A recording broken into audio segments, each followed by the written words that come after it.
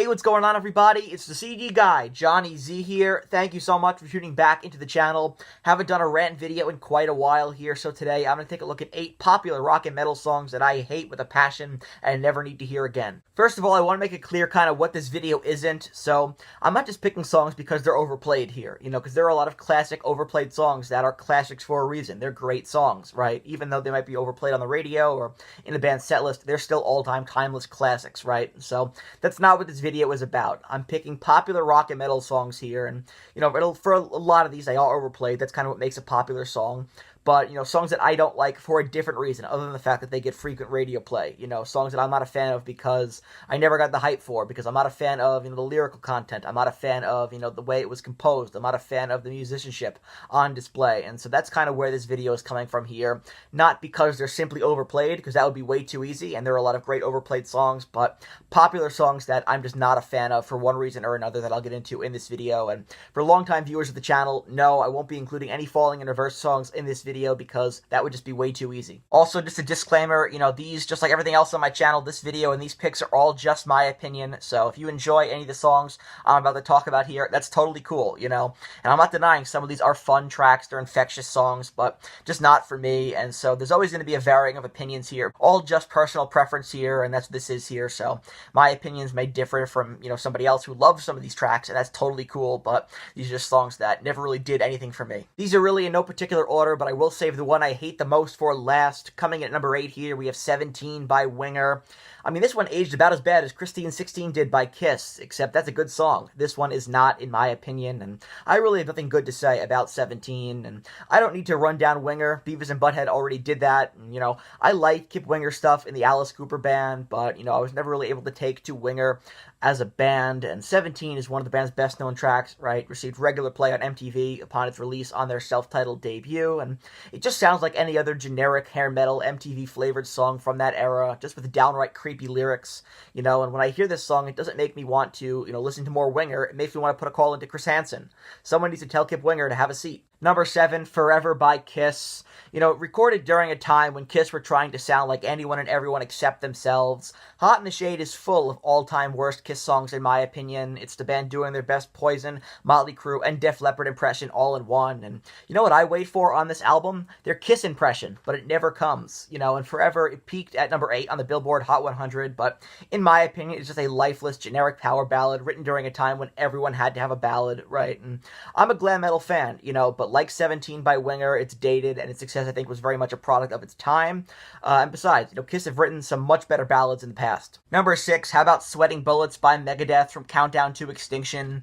One of the cheesiest Megadeth songs in their catalog, and not quite as ridiculous as, say, a song like Moto Psycho or Crush 'Em, but some of my least favorite lyrics here on display by Dave Mustaine, and kind of feels like an outlier on a record like Countdown to Extinction in the sense that it's more of a comical track, and somehow it's remained in the band's setlist as a mainstay, a staple for decades, right? And sure, it's a fun song at first, but after a while I got tired of it, and I gravitated towards the more serious songs on this record, which, is a shame, because it feels like such a waste of some great instrumental parts from the classic Megadeth lineup. Number 5 here, let's go with Revolution number 9 by the Beatles from the White Album, and not a radio hit, right? I mean, it'd be very weird to hear this song on the radio, but I don't think any Beatles song is considered unpopular, right? They all kind of exist within their own realm of popular. The Beatles are like up here, when it comes to the hierarchy of their catalog, and so no real Beatles song is unpopular or, lesser talked about in my opinion. So, to say something nice about this track, I think it aged pretty well, to be honest. The avant-garde experimentation here by John Lennon, George Harrison,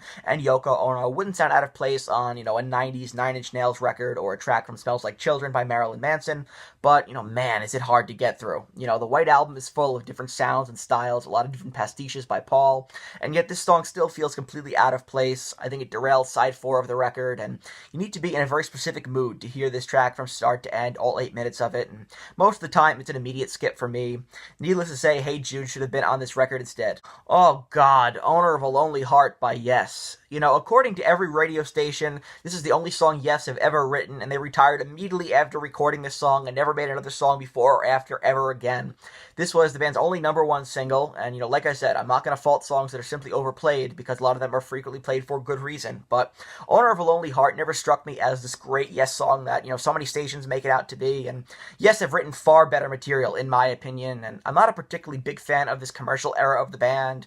They adopted a much more accessible, pop-oriented sound for 90125, and Owner of a Lonely Heart is the first song on that record, kind of sets the tone in terms of the change in sound for the rest of the album, and I'm much more partial to proggy Yes. I think proggy Yes is the best Yes, and could never really get into the pop rock stuff, and I know a lot of, prog bands went through their commercial era at one point or another, but musically, I think it pales in comparison to Yes's more complex work that never really gets any recognition from the radio audience. Number 3, gonna go with Hot for Teacher by Van Halen, and this is probably the most unpopular opinion here. A lot of people love Hot for Teacher, and listen, to be fair, Alex Van Halen's drumming on this track is fantastic. That's the highlight for me.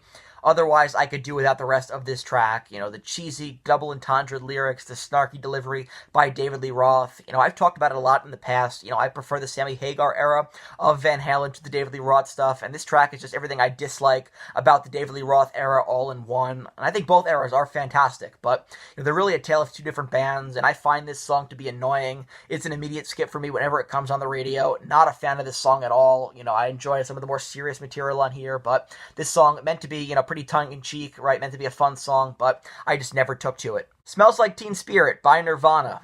Nevermind is one of the most overrated rock albums of all time, in my opinion, and I'm not saying it doesn't have some great moments, like Something in the Way or Stay Away, and I'm not a huge Nirvana fan, but I really enjoy the less accessible, more abrasive sound on In Utero in comparison to Nevermind, and the album's lead single Smells Like Teen Spirit as well.